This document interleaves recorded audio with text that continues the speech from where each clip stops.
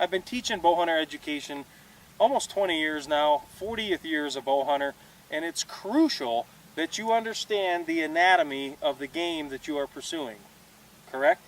You owe it to this animal to produce a double lung shot. If you pierce only one lung of any animal on this planet, he's going to die, but it's not the death that we are hoping for, and we may not recover that animal because it may take days. That's the honest to God truth. If you pierce both lungs, take out both balloons, if you will, then that's what we're looking for. That's a painless, ethical death that we're hoping for. But we talk in all of our other videos about the ball of the vitals, and when I say that, it's the sphere from the diaphragm forward, both lungs, from edge to edge here to edge of the back lung, that sphere, okay? So follow me for a second. If I was to aim at this animal on flat ground, I'd put my pin right here. That would put that arrow on this path, taking out the center of this lung and the center of that lung. That's what we're looking for, right? Most of you guys are tree stand hunters. We hunt the mountains, very uphill, downhill situations. I also hunt from a tree stand a lot. If I was to aim at that exact same spot from a tree stand on this angle, what's going to happen? I'm only going to take out this lung and the bottom of it. I'm not going to impact this lung. So we know, you better know, as bow hunters, you're always aiming at the exit point. So you're aiming a little bit higher to hit the top of this lung and the bottom of that lung. Quartering away. If I was to aim at that exact same spot and my arrow was coming in on an angle quartering away, I'm only going to hit this lung. I'm not going to hit this lung. That's not good. So we know as bow hunters, pin sights, I don't care what you're shooting, you have to aim a little further back to take this lung and then also hit that lung. You have to correct your entry point, to correct your exit point, to include both lungs during that shot. Have to, every time. If it's tree stand and quartering away, again, top of this lung, bottom of that lung. You can't aim at the same spot because of that. The EZV works on the horizontal width. We've gone over that in our other videos. So quartering away and tree stand, my EZV is framing the ball from any angle, and it will put that arrow in the center of that sphere that you have framed. So follow me now. Here comes the geeky stuff. There's a lot of trigonometry that goes into hunting that you may or may not know. Hopefully you own a rangefinder. I have a rangefinder. I never said sell your rangefinder. I take my rangefinder hunting with me. When I'm up in a tree or on a mountains or whatever, everywhere that I have encountered, I use my rangefinder. I range a few points where I expect the animal to be, so I know if he's in my deadly circle, if you will. With the EZV, I don't have to do it as he steps out. I'm at full draw. That's the other videos. But I have pre-measured a lot of spots to know where my boundaries lie. Okay, so you're up in a tree stand, and your rangefinder has, everything does now, angle compensating. There's a little mercury switch in there that changes to tell you what to shoot it for. It's not the straight line distance. It's what to shoot it for. What that is, I'm going to tell you real quick.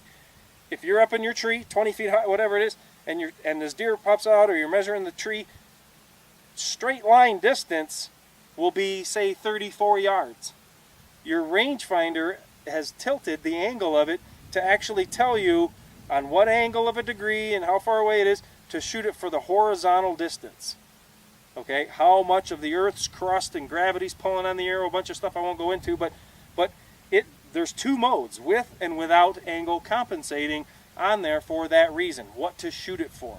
That's only about 10 years old technology, but imperative. So I'm up in my tree or on my hill shooting down into a canyon, and you can measure the straight line distance, and it is already telling you what to shoot it for. A lot of rangefinders, there's two different numbers in here. So here's the geeky stuff.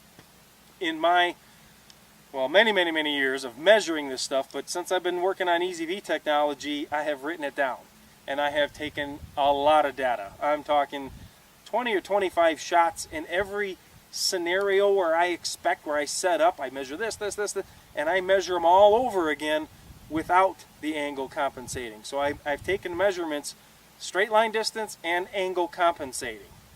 Okay, if this is getting too much, flip it, go watch another fun video. This is the geeky stuff, so hang in there. So in all my, and I tree stand hunt quite a bit. I grew up in Michigan. We're hunting the mountains of Montana, very steep country, in all my measurements, I'm talking 1,000 different measurements both ways, I have not found more than a 10% difference in what the rangefinder said to shoot it for or angle compensating. Now, there are shots that it's quite a bit more, okay? And I've hunted mountain goat out here in Montana where you're shooting, you know, almost straight down, and it'll tell you to shoot it for 11, and he's 55 yards away. Never said leave your rangefinder at home. If you're goat hunting, you better be trigonometry sharp and ready to take those shots. And more than everything, do not shoot at an animal in a shot situation that you have never practiced. If you haven't been in your tree stand shooting practice arrows or up on your garage knowing what your bow does, then shame on you. You need to practice every shot possibility you may take on an animal, or don't take that shot on an animal. I'm just going to get that out. So back to my geeky stuff. Every scenario that I have encountered, and I encounter a lot of them, it's never been more than 10% difference. So follow me again. Big mule deer steps out on this ridge. I measure him. He's here. Am I going to put my arrow here down the cliff? Of course not. We just talked about that. I have to lift my entry point up. So I ranged him. Straight line distance was 34 yards. My rangefinder told me to shoot it for 31 yards. Barely 10% difference. Never. So 34 yards away, but I'm going to shoot it for 31. But now I have to move my entry point up just a few inches to be able to impact the top of this lung and the bottom of that lung. Now I'm back to the 34 yards. Okay? Same thing if you're shooting up a hill. I know many of you guys don't do that. We do. It corrects itself. It's a 10% difference. But once you take into account moving that entry point on where that arrow has to go, I found in all my data, and I challenge you to do it, 1,000 different measurements, it turned into the same exact endpoint point that I want to get to. So the EZV frames the edges of the ball of the vitals from any angle, from uphill shooting downhill out of a tree stand or a hill, or I'm on flat ground quartering away broadside.